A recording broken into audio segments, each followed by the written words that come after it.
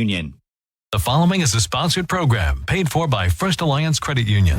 Welcome to Good Money Moves, featuring Jenna Taubel from First Alliance Credit Union and Andy Brownell. Here's Andy Brownell on Rochester's News Talk, 1340 KROC AM and 96.9 FM. Welcome to Good Money Moves on News Talk 1340 KROC AM and 96.9 FM. I'm Andy Brownell, along with Jenna Taubel, Director of Brand and Digital Member Experience at First Alliance Credit Union. Hello, Jenna. Hey, Andy. I have a guest with us today. I've invited Nate Finney, our account services manager, to join us for today's episode. So I'm going to let Nate introduce himself a little bit. I know he's been on the show a couple times before, but for our newer listeners, Nate, why don't you go ahead and just tell us a little bit about yourself, what you do here at the credit union for our members. Okay. Yeah. Hello, everyone. So my name is Nate Finney. Account services manager kind of envelops a lot of different things, but basically I look at everything in regards to payments. So anything with debit, credit card, check, ACH, anything that basically is going to make payments or draft against an account, that's kind of my niche. So I kind of see it all and take care of a lot of the risk that happens with all those transactions also. That's a lot of responsibility. My goodness. So our last episode of Good Money Moves, we chatted about teaching kids, specifically teenagers last week, about good money management through the save, spend, share method. Jenna, what's on the agenda for today? Yeah, well, the reason I asked Nate to join us on the show again today is to kind of delve into what is kind of a hot topic that some listeners may have already heard a little bit about. And that is the recent leaking of over 2 million people's credit and debit card information through a dark web marketplace called BidenCash. So this criminal website actually uses the president's name and likeness to trade in stolen data. So while this happens all the time on the dark web, on the internet, behind the scenes, right? We don't always know about everything that's happening. And what's so particularly concerning about this leak is that typically these types of sites sell that information. But in this particular instance, this fraudulent site gave the information away for free as a marketing gimmick to celebrate their 1-year anniversary in selling your information to criminals. So it's a little bit concerning. Yeah. Yeah, I'd say a little bit concerning. My goodness. Yeah. So I'm going to throw this at you, Nate. How did this outfit get 2 million people's credit card information in the first place? Right. I mean, there's so many different avenues that they take, but basically they deal in the black internet market. So they look at all different types of places where they can get the information. So they're looking at retailers or merchants to see if they could, skim something off of a machine is a big deal. The other way that they do is they do a lot of online skimming, basically looking at all these different places that you share your card information for and try to find ways into penetrating the merchant's software to get that information, and they might only get pieces of it, but they're all also trying to structure it. So they'll go to different websites or share information with other people on the black market to try to put full card information together. And once they have that, that's where they get enough information to make those purchases. So it's really hard to pinpoint exactly where they're getting the full information from, because, like I said, they're basically structuring it to try to get those different pieces to make that card work for them.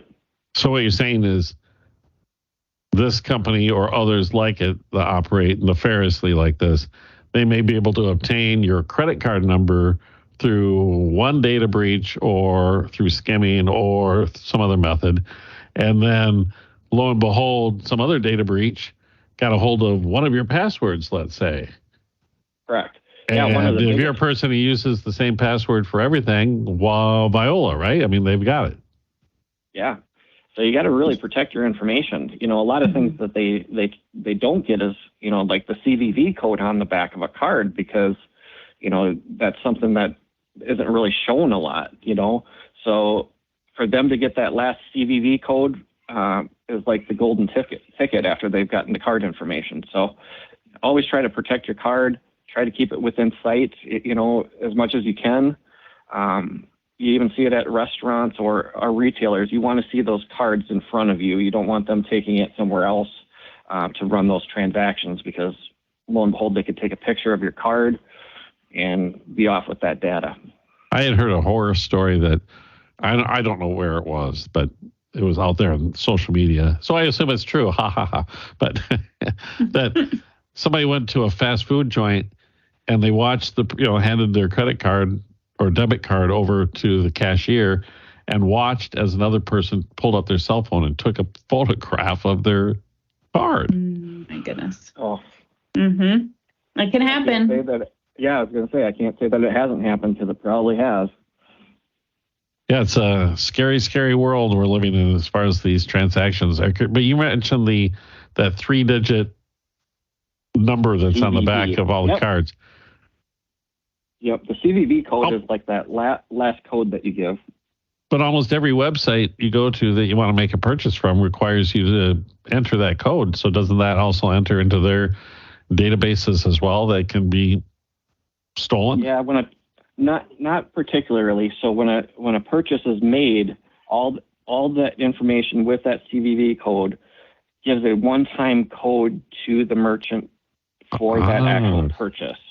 So it's called a tokenization. That's why we always talk about the chips in those cards being so vital, because they actually give a one-time code for that merchant to be able to use that card, and they can't use it again unless you authorize it. Well, that is good to know. That's good information. All right. Yep.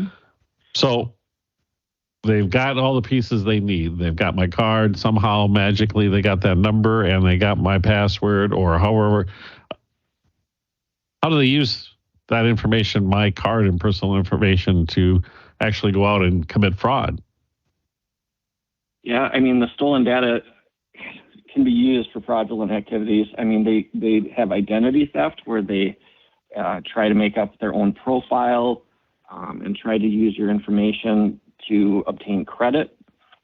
There's credit card fraud, where they're basically, manipulating the information and possibly even making a physical card to actually use at a store.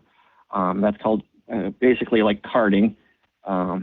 But what they do is they know that there's probably a limited amount of time that they can use that card, so they go for the biggest transaction that they can. So what we typically see is that they'll go and buy one item, which is a gift card.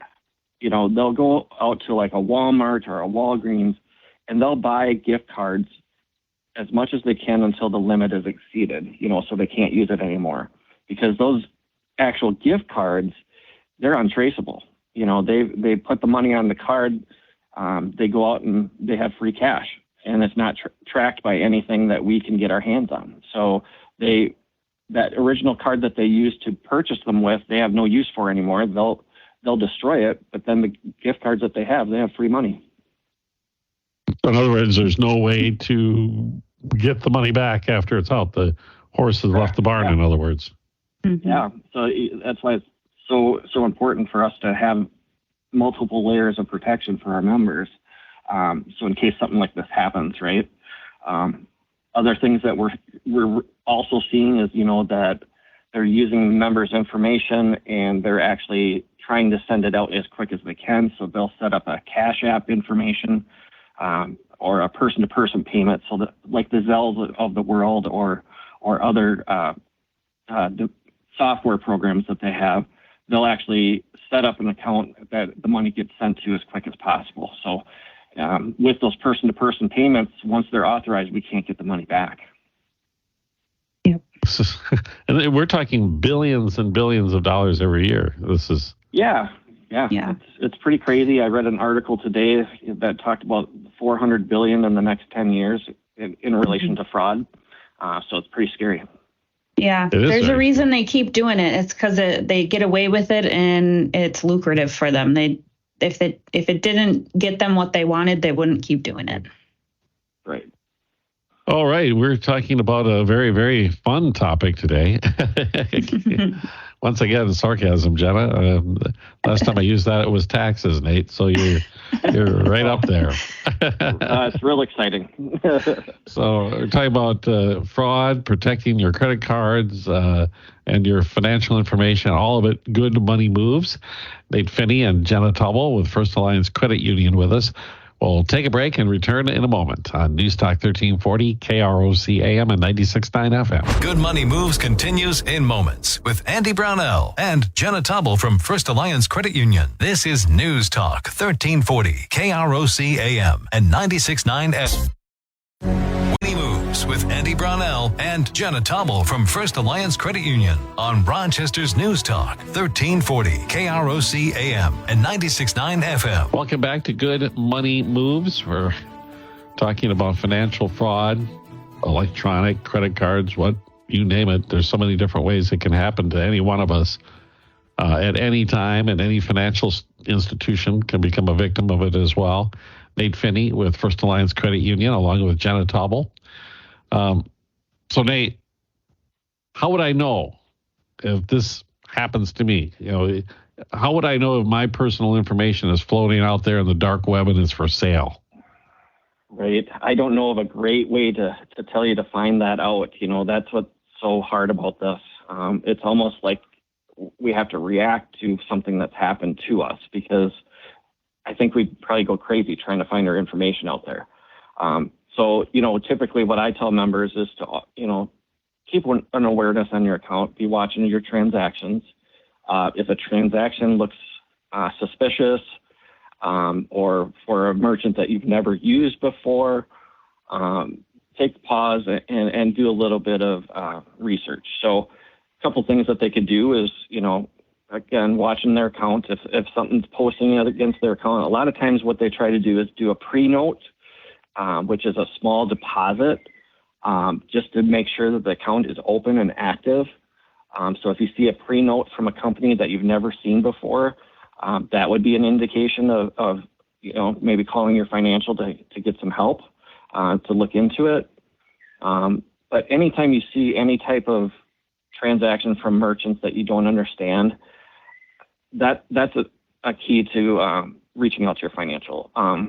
What we do on our end is if something like that were to post against your account, we have a dispute process that we can go through to try to stop that transaction and get a refund back to you if it did post. The other thing that I always recommend is looking at your credit report. So all of the credit bureaus, so we have 3 credit bureaus. We have Experian, we have Equifax, and we have TransUnion. Each one of them has their own site, which you can Google very easily. And the thing is that you can order a free credit report once a year. I like to think of it as doing like a routine physical. Just get that credit report once a year, take a look at it, see if there's any discrepancies with possible address or your personal information that doesn't look right. But look at all the different accounts that show up on your credit and make sure you understand what they're for. And if there's something on your credit report that you don't understand, reach out to your financial. We can help, trying to figure out what that merchant is. But you have the right to dispute transactions that you don't understand on the credit report. And I really lean on, those credit bureaus to help in that situation. So you can request that dispute for their research. You can let them know what you know about that, and then they'll respond to you within 30 days. There's a 30-day time clock that they can expunge it from your credit report. They can research it. They can just verify that it is a true credit line on your credit report. So a couple things that you can do there. But we do have a lot of protections on our credit and debit cards, and we're always monitoring them. So I don't want to scare people thinking that this is going to go rampant on all of our accounts or anything like that. We do have a lot of protections there in place, and we're very active in watching out for any fraud schemes. So when you mentioned the credit reports and the free credit reports specifically, seen as that there's three main companies, does that translate into that I could request, basically request one every 4 months, just go to each one of them? I always use just one. For some reason, I've used Equifax, but each one of them has their own. So yes, you can request them from others, but make sure there's enough time in between those requests from yourself so you know if something is active or not. And when you order a credit report, just remember too that that's pulling a credit bureau of your information, and sometimes that can negatively affect your credit. Not by a lot, but it does show that you're having more credit requests. So okay. I think once a year is good. Maybe twice a year if you're seeing that there's a lot going out in the marketplace and that you just want some clarity. And so you mentioned too that financials like First Alliance and others are the numbers you mentioned. $400 billion over how many years is such an enormous amount of money. You're heavily invested in stopping this as best you can. And I know it's happened to me that I've had, the text alert go out on my phone. Is this actually you making this transaction? And I always appreciate that because I think that's right. Awesome. But I don't even know if you can answer this. Probably it's a trade secret, but are there other ones that just get rejected even before the consumer gets a notice like that you can filter out some of the bad stuff? Yeah. So we actually have fraud controls, risk rating controls on all of our cards. So we know of certain merchants, we know of certain countries, we know certain amounts that should be approvable by the cards. So we do actually filter out quite a bit of stuff that might have been attempted on your card that you won't even see. Sometimes you'll get an actual decline when that happens. That's when you could actually call the credit union. We could look up that transaction, and maybe it was a valid transaction, and they really wanted to use a certain merchant, but they were on a list. That's when we just talk it through with the member and make sure they're sure that they want to make that purchase, and then we can actually overwrite that control to allow that to happen. But yes, we do have a lot of controls in place before any of this fraud actually filters down to the account level. Well, that actually is heartening there. Somebody's looking over our shoulders trying to prevent this from happening in the first place. We're talking about financial fraud and how we can watch for it to protect ourselves, what our financial institutions are doing about it, and we'll continue that discussion on Good Money Moves in a moment here on News Talk 1340, KROC AM and 96.9 FM. Good Money Moves continues in moments with Andy Brownell and Jenna Taubel from First Alliance Credit Union. This is News Talk 1340, KROC AM and 96.9 FM. Good Money Moves with Andy Brownell and Jenna Taubel from First Alliance Credit Union on Rochester's News Talk 1340, KROC AM and 96.9 FM. We're back.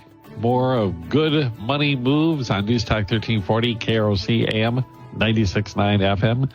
Nate Finney and Jenna Taubel with First Alliance Credit Union this morning. And we've been talking about financial fraud. So, Nate, any proactive steps, things I can do to keep myself safer, especially when I'm shopping online? Sure. One of the things I like to do is just make sure I'm on a valid site. So, how do you do that? Well, look at your site that you're on. Is there any spelling changes? Is there anything off with the website? Because a lot of times they do have websites that are built to look like original websites, and they change information. So there's a way to check if they're verified when you're online. So basically, when you're on an online let's say you're on a retailer's account, you can see that it's verified. There should be a check mark at the end of the actual at the end of the website on the top of the page. So make sure it's verified, and it should automatically bring you to the correct site that way. So just be aware, making just a notice to look at the website and make sure it looks like no spelling errors and it looks legitimate.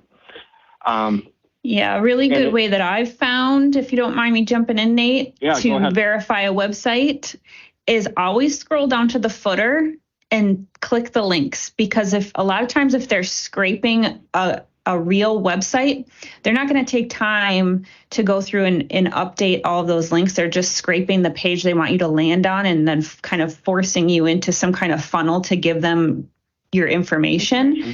So if scrolling down to the footer of the website, and that is where a lot of times you'll find those weird spellings, bad links, or no links at all where there definitely should be some. And that's a clear giveaway that you are not on a real website. Great job. Mm-hmm. And myself, I was going to say myself, I'm especially paranoid. Maybe it's just because I'm of that generation. And I will, if it's not a site that I haven't, used in the past, and let's say I found a great deal on something, and I'm like, oh, this is too good to be true. But I will go through and see if they have a Better Business Bureau report on them. Mm-hmm. Try to trace an actual address to this company. And there have been times where it's not worth the risk. I'm not doing it. Yeah. Even though there was enough information out there and everything probably was legit, I'm just still paranoid enough that I wouldn't do it. Mm-hmm. Because it was, it was probably a few $100s I was thinking about spending too. So it wasn't, a $3 purchase or something like that. Yeah. But that is one good way. You can go to the Better Business Bureau, and sometimes it's a little bit tricky to find them because the website may not be what the company's named, but if you're a little bit patient, you can usually dig it out, and then you can find a company address, and you can actually, Google that and see if they actually have a physical presence someplace too. And sometimes you find out this hokey looking website is this company that's been in business for 35 years. It's a ma and pa shop, and they have a side thing they're doing online. Yep. Yes. Lots of research that you can do if you're not sure. But if you're really not sure, the best course of action is to just not go through with it. But when you're saying, too, just to clarify on that verify sign, if I click on the verify sign, it should take me to the legitimate website? Well, just by having that sign, it tells you it's the actual website. So I'm trying to look up one here while we were speaking, but I couldn't get through. But yeah, it basically tells you that the website is clearly the right website. So they can't fake that yet? No. So that goes through a lot of different steps before a company can get verified that way. Okay. Yeah. One of the things that we haven't talked about is, how they get that information off of cards and sometimes at those merchants. A lot of times what I like to do is, if they have it available, I always want to use the chip. That's a good protection. So a lot of times they have things on the machines for skimming. So if you're sliding your card through, it might have a skimming device on there. But by using that actual chip in the actual machine, that's just, like I said, it's that one-time transaction code that's getting sent for that purchase and that can never be used again. And it makes you feel better knowing that you're doing it the safest way possible. And most places have the chip readers now. Correct. But sometimes people try to just use the mag strip.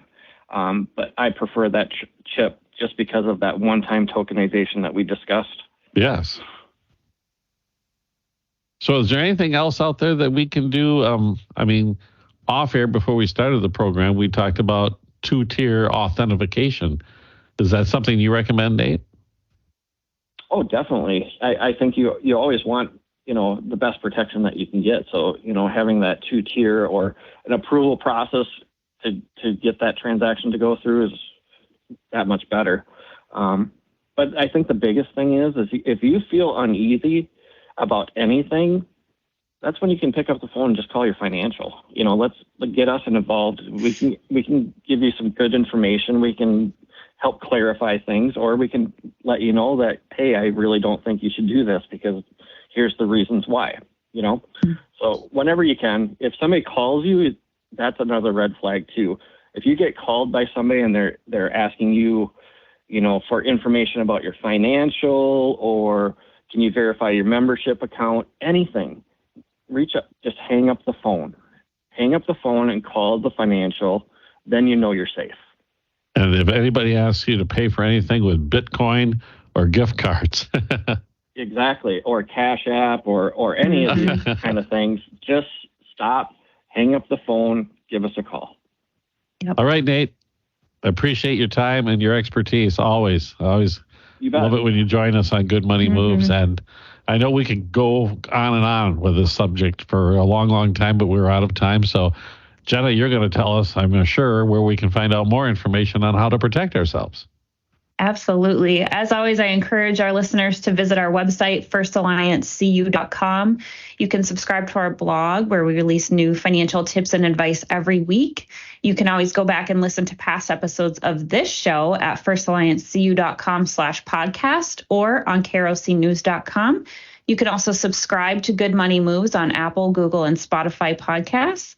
And of course, at First Alliance, we definitely take protecting your finances very seriously, which is why we have, as Nate mentioned already in the show, a variety of options for protecting you, and then also alerting you of fraudulent activity on your accounts. We have those text alerts that you can sign up for. We have after hours debit and credit card support. So if something happens when the credit union isn't open, there's still help available to you. Of course, we have the really cool My Cards feature in our mobile banking. And we also do offer discounts on identity theft protection in our online resource center as well. So if you have questions about your account, like Nate said, reach out to us, talk to us. Don't hesitate to ask questions if something doesn't seem right, or maybe you made a purchase and you're kind of second guessing yourself on it. And of course, our team here at First Alliance, any of our member advisors are here to help you get pointed in the right financial direction, no matter what your goals are. And of course, First Alliance Credit Union is federally insured by NCUA